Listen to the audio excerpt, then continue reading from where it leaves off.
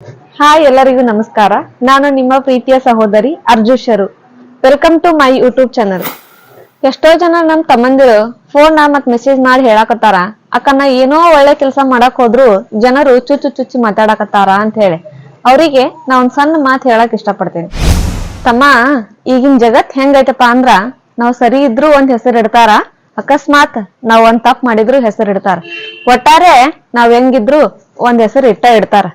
ಅದು ಈ ಸಮಾಜದ ತಪ್ಪಲ್ಲ, ಸಮಾಜದಲ್ಲಿರುವ ಜನರು ನೋಡುವ ರೀತಿ ತಪ್ಪು. ಒಬ್ಬ ಮನುಷ್ಯ ತಪ್ಪು ಮಾಡಕತ್ತಿದ್ರ ಅವನಿಗೆ ತಿಳಿಸಿ ಬುದ್ಧಿ ಹೇಳಿ ಒಂದ್ ಒಳ್ಳೆ ಹಾದಿ ತರಬೇಕು. ಆದ್ರೆ ಈಗಿನ ಜನ ಅವ್ರ ಕಣ್ಣು ಮುಂದನ ತಪ್ಪು ನಡೆಯಕತ್ತಿದ್ರು ಅವನಿಗೆ ತಿಳಿಸಿ ಬುದ್ಧಿ ಹೇಳಿ ಒಳ್ಳೆ ಹಾದಿ ತರೋದಿಲ್ಲ. ಅವನಿಗೆ ಇನ್ನೂ ಒಂದ್ ಸ್ವಲ್ಪ ಪ್ರೋತ್ಸಾಹ ನೀಡಿ ತಪ್ಪು ಮೇಲೆ ತಪ್ಪು ಮಾಡೋ ತರ ಅವನಿಗೆ ಇನ್ನೂ ಎನ್ಕರೇಜ್ ಮಾಡ್ತಾರೆ. ಹಂಗಂತ ಹೇಳಿ ಎಲ್ಲಾರು ಒಂದೇ ತರ ಇರಂಗಿಲ್ಲ. ಕೆಲವೊಂದಿಷ್ಟು ಜನ ಒಳ್ಳೆಯವ್ರು ಹೇಳುವವರು ಇರ್ತಾರ, ಆದ್ರೆ ನಾವು ಒಳ್ಳೇದ್ ಹೇಳುವವ್ರ ಮಾತು ಕೇಳುದಿಲ್ಲ.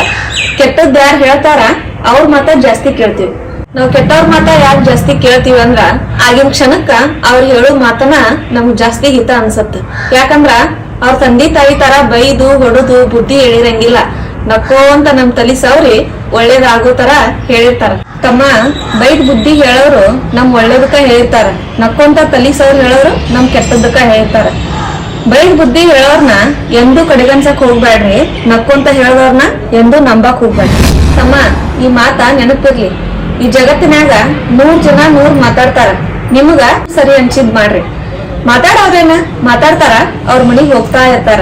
ಈ ಜಗತ್ತಿನಾಗ ಜೀವನ ಮಾಡ್ಬೇಕಾಗಿರೋದು ನೀವು. ಆದಷ್ಟು ತಂದೆ ತಾಯಿ ಹೇಳೋ ಬುದ್ಧಿ ಮಾತನ್ನ ಕೇಳ್ರಿ, ಒಳ್ಳೆ ದಾರಿಲಿ ನಡ್ರಿ. ನೀವು ಬೆಳೀರಿ, ನಿಮ್ ಜೊತೆ ಇದ್ದವ್ರನ್ನು ಬೆಳೆಸ್ರಿ. ವಿಡಿಯೋ ಇಷ್ಟ ಆದ್ರ ಲೈಕ್ ಮಾಡ್ರಿ. ಇನ್ನೂ ಹೆಚ್ಚಿನ ಮೋಟಿವೇಶನ್ ವಿಡಿಯೋಗೋಸ್ಕರ ಈ ಚಾನೆಲ್ ಅನ್ನ ಸಬ್ಸ್ಕ್ರೈಬ್ ಮಾಡಿ. ಧನ್ಯವಾದಗಳು.